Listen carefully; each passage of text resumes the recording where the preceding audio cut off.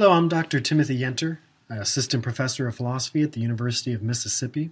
I'll be talking about the cosmological argument, which we'll be breaking down into a couple parts. Now, the cosmological argument is an argument for the existence of God, and like most arguments for the existence of God, it gets its name from its starting point.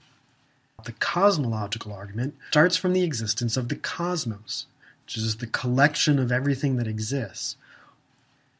The basic idea at the heart of the various versions of the cosmological argument is that the existence of something, this rock, that bird flying, this universe, requires an explanation.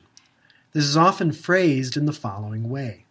The existence of this object or the whole universe demands that there be a cause, and this cause must be God.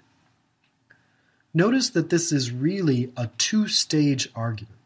The first stage is to establish that there must be a cause.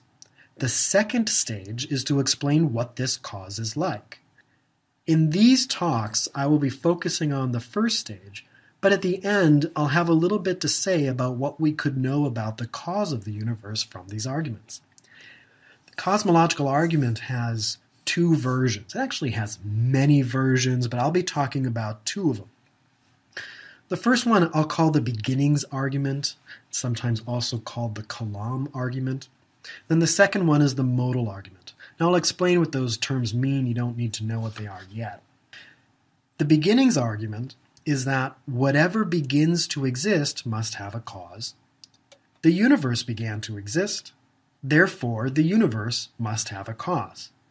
Two premises and a conclusion. A very simple, direct argument, but one with potentially profound implications.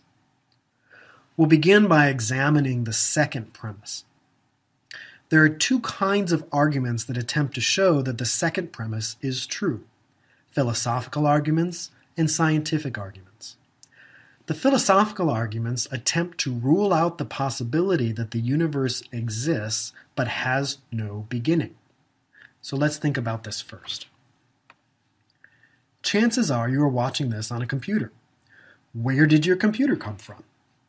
Well, it was probably assembled in a factory from a variety of metals and plastics, which were in turn formed or refined in factories from materials present in the earth.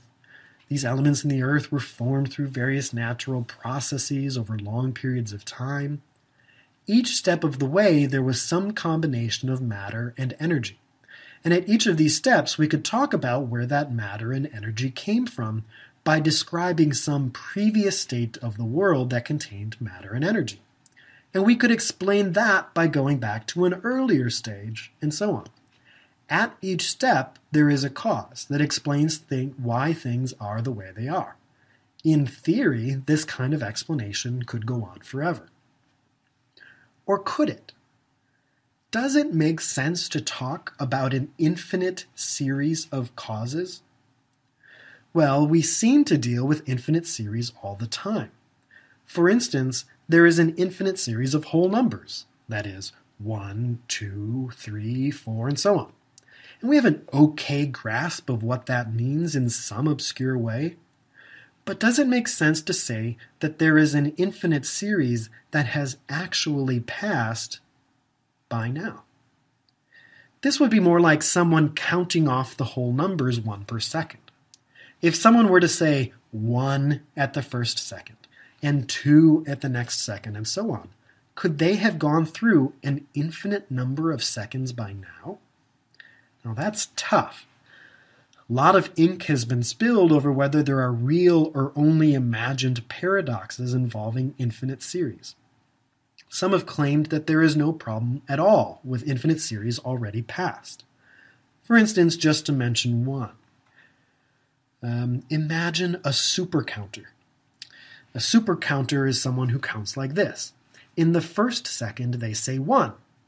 In the next half second, they say 2. In the next quarter second, they say 3. In the next eighth second, they say 4.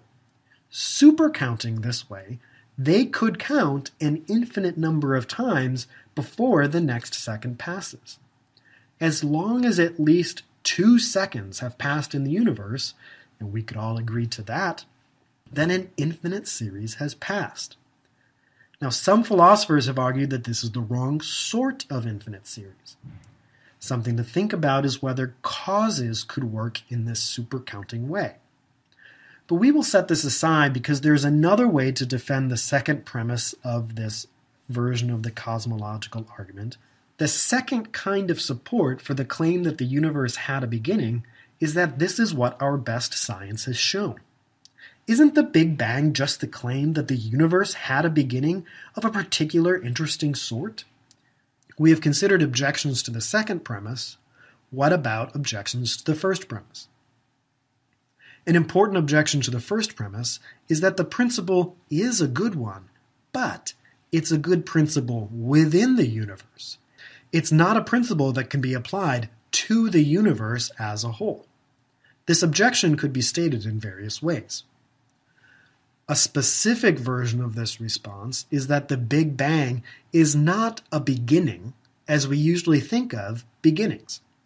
It is not a beginning of something in time, but the beginning of time itself. So the usual rules do not apply. A second way to put this objection by saying that there is a fallacy of composition going on. A fallacy of composition is saying that because the parts of an object all have a property, then so must the whole. It's a fallacy because while it seems attractive, it's not a reliable argument. Consider this argument.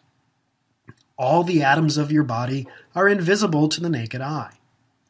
Your body is just these atoms, therefore, your body is invisible to the naked eye. But this conclusion is obviously false, even though both the premises are true. Is the same mistake happening in the case of the universe having a cause because it has a beginning, in the same way that things within the universe must have a cause because they have a beginning? Is there some mistake going on from the move from the part to the whole? Perhaps to answer this question will turn on whether or not we can establish that the principle stated in the first premise is only true in our universe, or is a metaphysical principle that applies to the universe itself. We will consider this issue more as we work through the other